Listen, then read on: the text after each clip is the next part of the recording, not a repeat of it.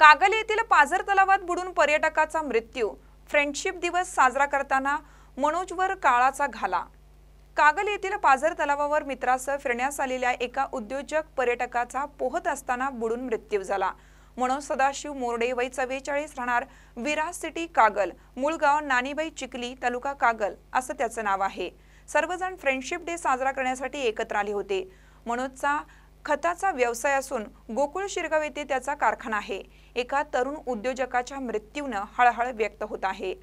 खास रक्षाबंधन निमित्त लाडकी बहीण रक्षाबंधन सेल 9 ते 21 ऑगस्ट पर्यंत। तर मग वाट कसली बघताय, चला महाराष्ट्र व कर्नाटकातील सर्वात भव्य मॉल मध्ये सर्वात मोठा सेल आपल्या रवींद्र वस्त्र निकेतन सलगरे मध्ये। प्रचंड व्हरायटी, सर्व फ्रेश मालावर असंख्य ऑफर। 10,000ची सिल्क साडी फक्त 2,500 1000 रुपयांची जुला सिल्क 499 ला।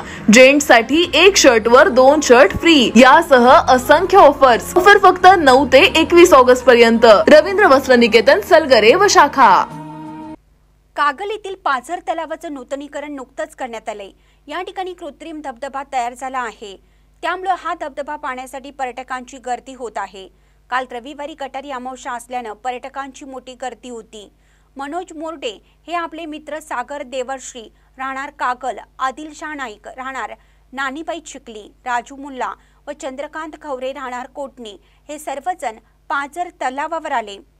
धबधबा पाहून सर्वजण तलावाच्या काठावर आले।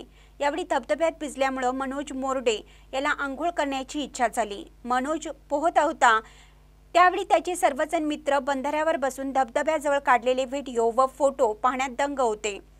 मनोज बराच वेळ न दिसल्याने सर्वजण त्याचा शोध घेऊ लागले। यावेळी चंद्रकांत खवरे यांनी मनोज फाउंटन कारंजाच्या दिशेने पोहत गेला आणि तिथून परत येत होता असं पाहिलं होतं। त्यानंतर तो दिसेनासा झाला। तलावाच्या काठाजवळ 8-10 फुटावर आला असताना मनोजला दम लागून तो बुडाला। यावेळी तलावावरील आपत्ती व्यवस्थापन पथकाला पाचारण करण्यात आलं। काही वेळानं मनोजचा मृतदेह पाण्यातून काढण्यात आला। त्याच्या पश्चात पत्नी, एक मुलगा व एक मुलगी असा परिवार आहे। महानकरी न्यूजसाठी अजित कांबळे, कागल।